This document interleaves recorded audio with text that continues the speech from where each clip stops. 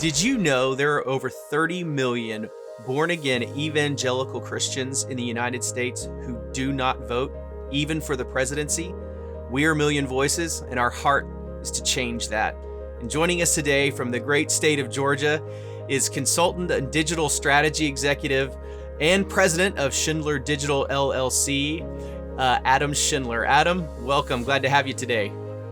Thank you, Kevin. Thanks for doing this. Good to be on. Yeah, so for those of you who don't know, Adam actually built and did the infrastructure of a lot of everything that you see with Million Voices. He's also a contributor.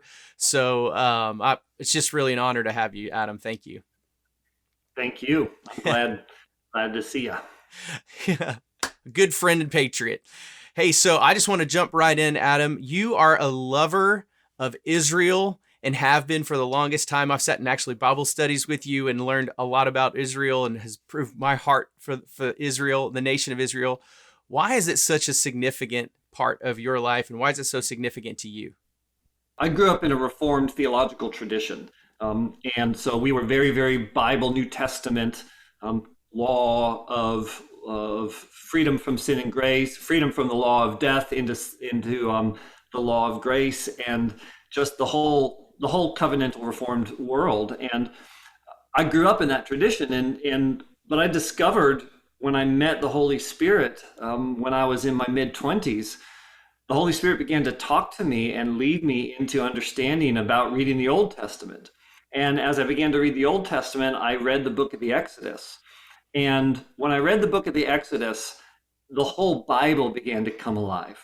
And I got connected to some friends who lived in Saudi Arabia that had done studies around where maybe the real Mount Sinai is in Saudi Arabia, and got just so immersed in the story of the Exodus. And as I did that, God really began to talk to me about his chosen people. And I began to see that the work of Jesus, that Christ is not Jesus' last name, it's his title that he gets from the first 2/3 of the book. And the first 2/3 of the book is about the chosen people, the nation of Israel. So I've been 15, 18 years now studying the Old Testament from a Hebrew perspective, and how to understand the stories, how to read the book of the Exodus and the life of the kings, and what was God's covenantal promise to Abraham.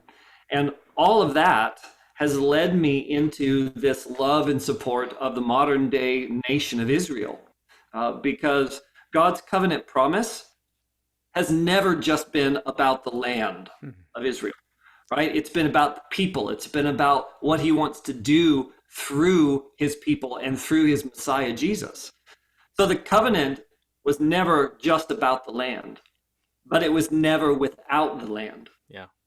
And this is key because God grounds his eternal purposes in a physical place and in a physical time, that Jesus came to a place in time to do an eternal thing.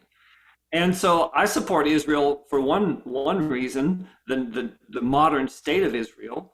I support the modern state of Israel and our connection relationship with it, because biblically, God's mandate is to love and support and pray for Jerusalem. And I've discovered who God is and who Jesus Messiah is in such a deeper way by coming to understand who Israel is, and what the prophetic promises through her are, even to this day. Yeah, it's so great. I know last fall we went through the Exodus files with you, and Yeah. we going through Google Maps and literally landing in these places in Jerusalem and Mount Sinai, and to see the imagery and the picture of, okay, these are real places, but also the imagery and the pictures of what God was showing us and what would happen in the New Testament and what he would fulfill in Jesus is just absolutely phenomenal. I loved it. I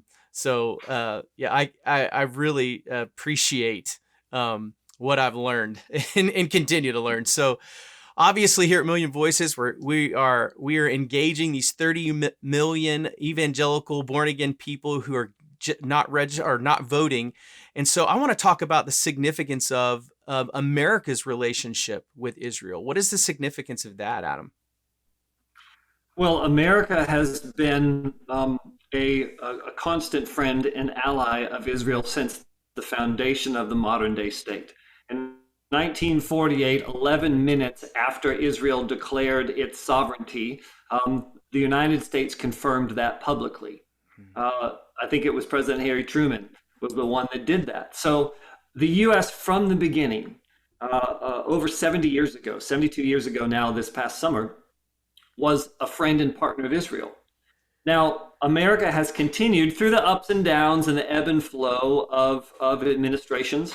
A lot of our support of Israel comes in the form of security support, and that gets triggered a lot through both Congress and through executive order. So the U.S. government's support of Israel in its security situation, a huge percentage of Israel's budget goes towards securing its borders because they are surrounded by nations that have said and continue to say that they want to wipe Israel off the map. The crazy Ayatollahs in Iran continue to say they don't want to just have a Palestinian state in Israel. They want to destroy Israel completely.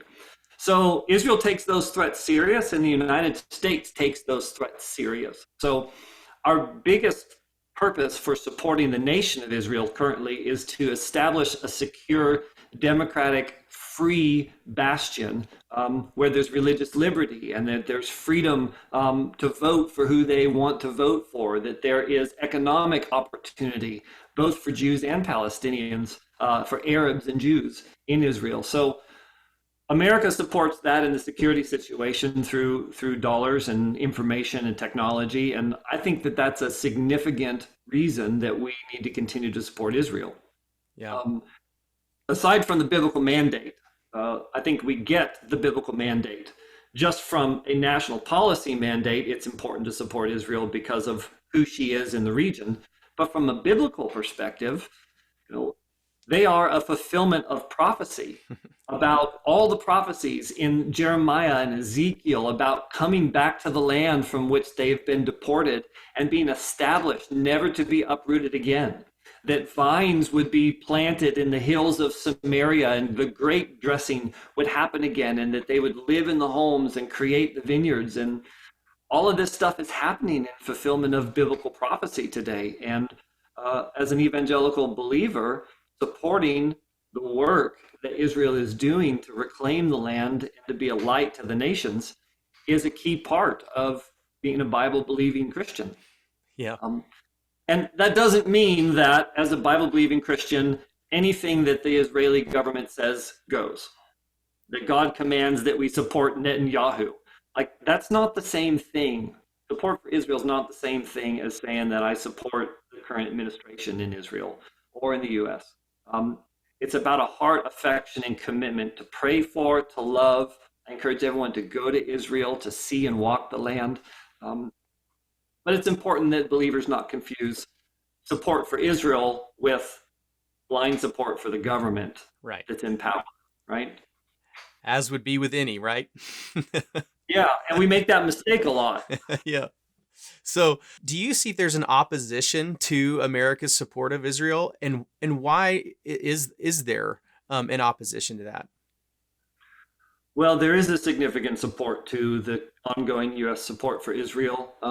And I think that there's two major battlefronts. One is this geopolitical one, where they're fighting for dollars and security. And then two, it is this court of public opinion.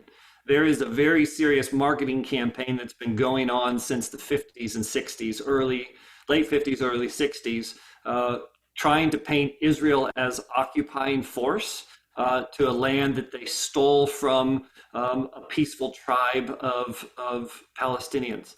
And that whole narrative is spun in a particular way. And one of the greatest oppositions to the United States' continued support to Israel is a movement called BDS, Boycott, Divest, and Sanction. This is something that's pushed by the United Nations and a lot of other organizations around the world. And it says that we're going to boycott anything or anyone that does business with Israel. We're going to divest, which means to pull out investments from any corporations or any companies that are doing business with Israel or anyone that does business with Israel. And then they seek to sanction anyone that does business with Israel from a national, so they lobby governments. And a lot of states, Texas is one of them, passed anti-BDS legislation saying the state of Texas is not going to get federal tax dollars or state tax subsidies from any company that supports BDS, because BDS is economic terrorism. It's an economic assault on companies that want to do business with a free democratic nation in the Middle East. It's the only one in the Middle East. Um, so that is one of the greatest oppositions that Israel faces and that America faces. American companies are targets of this. So I encourage our listeners to read up about the BDS movement and what the real effects of that are, because it's a significant threat. Yeah.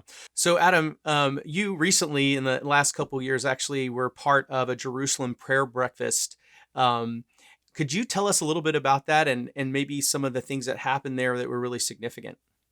Yeah, the Jerusalem Prayer Breakfast is an initiative that started, I think, 3 years ago now by a guy named Robert Alatov, and he was the chairman of the Allied Christian Caucus in the Knesset in Israel, and his mandate was to reach out to global Christian bodies. So he and a friend Albert decided that the best way to do that would be to invite Christians to Jerusalem to pray for the peace of Jerusalem, much like the National Prayer Breakfast in DC. Yeah. So they didn't think that the government of Israel was going to go for that, to invite Christians to come to Israel to pray with the Jews for the peace of Jerusalem. But they talked to the president, and within a couple of days, he said, "Let's do it." So that's been happening for the last 3 years in Jerusalem. The coronavirus shut it down for 2020. It was scheduled in June and then again in October, and that isn't really happening. But we've had hundreds of pastors and leaders and congressmen and governors and people from all over the world come to Jerusalem to pray for the peace of Jerusalem and do a 3-day summit. We've also done them in Ghana and Singapore and The Hague in the Netherlands. I hosted one in San Antonio, Texas, and we had like 700 people there. We've got some articles on Million Voices about that. And it's just been a really remarkable event to have Jews and Christians joining together to pray for our common love for Jerusalem and Israel, that this is not a theological or political thing, this is a biblical thing. Yeah. Scriptures command us to pray for the peace of Jerusalem. And the Jerusalem Prayer Breakfast leadership, they have gone around the world doing faith-based diplomacy. So they met with the president, the new president of Brazil. They met with the president of Ghana and the kings and the queen, and talked about moving embassies from their locations into Jerusalem, like the United States has done. So they've done a lot of faith-based advocacy to support Israel, to move embassies, to encourage government leaders to value Israel. And it's been a really wonderful organization to be a part of. That's amazing. So I'm a little curious, like, what were some of the things that you heard the Lord saying in those moments, in those breakfasts together? Well, there was just the beginning. The first one was very much, it just sort of felt like this pregnant moment where something happened that nobody expected to happen. And it was on Jerusalem Day, I think it was June 5th or 6th in 2017. And on that stage, they declared that the embassy would be moved to Jerusalem. And 1 year later, Michelle Bachmann prayed that and just declared it and just spoke it out in Jerusalem. Wow. And it sounded crazy, right? This was June. But what do you know? 5 months later, 6 months later, the embassy is moved. And so we were in the same room on the same Jerusalem Day the next year, only now we had an embassy in Jerusalem. So there's been so many moments in Jerusalem when we were praying and we could just see that God was both saying and then doing the things that we were praying, and that we were tapped into what God was doing. And there's just a lot of really exciting energy in 2018 and 19 in Israel surrounding what the United States had done over there. Yeah. With the embassy and the Golan Heights and all the different things. Wow.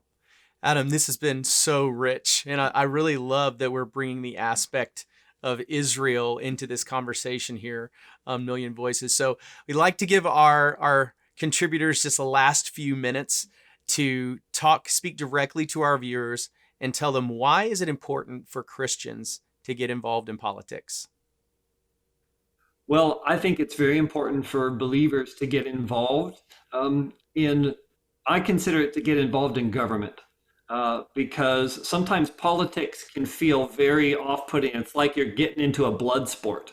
And believers, not everybody wants to get on Twitter and get into a tweeting fight with somebody. That isn't what's required to get engaged in your civic duty, to be a participant in the free government of the United States. And when you understand that your voice matters, that elections are won or lost by razor thin margins, tens of thousands of votes, change who the president is, who your governor is. When you understand that you speaking up and getting involved with your voice to vote, to talk to your friends about voting, to get educated on the issues, right? You don't have to become a great political pundit, and you don't need to argue and prove people wrong or right. But it is important to educate yourself on the issues that are significant. And when you do that, you get some education. I recommend that you also pray and ask God what he's doing in your nation, what he's doing in your city, what he's doing in your family, and then listen to what he says. If you can arm yourself with information, if you can arm yourself with connection to God, what he's saying to you right now, then you can begin to take your place in your civic environments and say, you know what, I do believe this, and I'm going to vote accordingly, and I'm actually going to watch things shift because of how I vote and how I pray. And if you just do those simple things, get some information, talk to your friends, pray, and vote, I think we really will begin to see a monumental shift. And that's your duty as a believer. Don't pass that off to somebody else. That's your job. Yeah, it is. Adam, thanks. This has been so enlightening. We really appreciate your time today. Thank you so much. Appreciate it, Kevin. Thank you. Visit millionvoices.org today for more resources. We will be posting more videos just like this with thought leaders across the nation. Each of these videos connects to one of our 10 guiding truths. Today we talked about Israel. Please visit millionvoices.org, click on Guiding Truths, and get more content that matters to you. Also, be sure to like us on Facebook, Instagram, and Twitter. Share these video links with your friends and family, and remember, your voice matters.